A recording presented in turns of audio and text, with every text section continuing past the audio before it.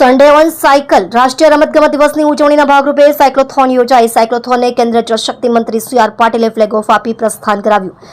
જિલ્લા collector, municipal commissioner અને police કમિશનરે સાયકલ ચલાવી સ્વસ્થ જીવનશૈલી માટે સાયકલનો નિયમિત ઉપયોગ કરવાની પ્રેરણા આપી।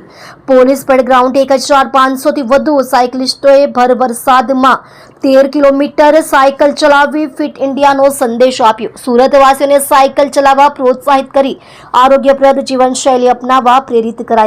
રાષ્ટ્રીય રમતગમત દિવસની ઉજવણીના ભાગરૂપે રાજ્યના રમતગમત, યુવા અને સાંસ્કૃતિક પ્રવૃત્તિઓ વિભાગ ગાંધીનગરના માર્ગદર્શન હેઠળ સુરત મહાનગરપાલિકા, સુરત શહેર પોલીસ અને જિલ્લા વહીવટીતંત્રના સંયુક્ત ઉપક્રમે પોલીસ પરેડ ગ્રાઉન્ડથી સન્ડે ઓન સાયક્લોથોન યોજાઈ હતી, જેને કેન્દ્રીય જળશક્તિ મંત્રી સી આર પાટીલના હસ્તે ફ્લેગ ઓફ આપી પ્રસ્થાન કરાવ્યું હતું। સાંસદ મુકેશભાઈ દલાલ, મેયર દક્ષેશભાઈ માવાણી વિશેષ ઉપસ્થિત રહ્યા હતા।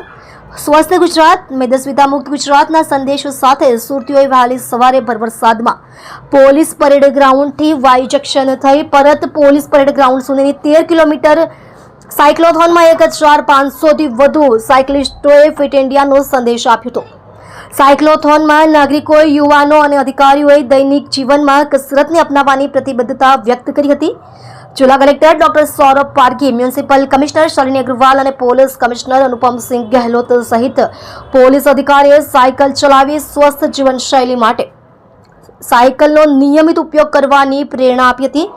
નાગરિકોમાં આરોગ્ય પ્રત્યે જાગૃતિ વધારવા અને સાયકલિંગના અનેક ફાયદાને લોકો સુધી પહોંચાડવાના હેતુ સાથે યોજાયેલી સાયક્લોથોનમાં જોડાયેલા સૌએ ફિટ ઇન્ડિયાની પ્રતિજ્ઞા લીધી હતી। સાયક્લોથોનનો મુખ્ય ઉદ્દેશ્ય નાગરિકોને સાયકલ ચલાવવા પ્રોત્સાહિત કરી આરોગ્યપ્રદ જીવનશૈલી અપનાવવા પ્રેરિત કરવાનો હતો।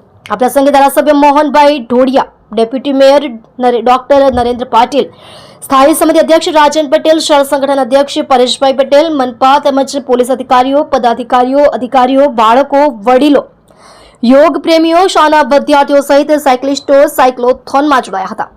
આપ જોઈ રહ્યા છો ગુજરાતની સૌથી પહેલા ખબર આપતી Surat express news channel, director Rajesh મંગલેની સાથે।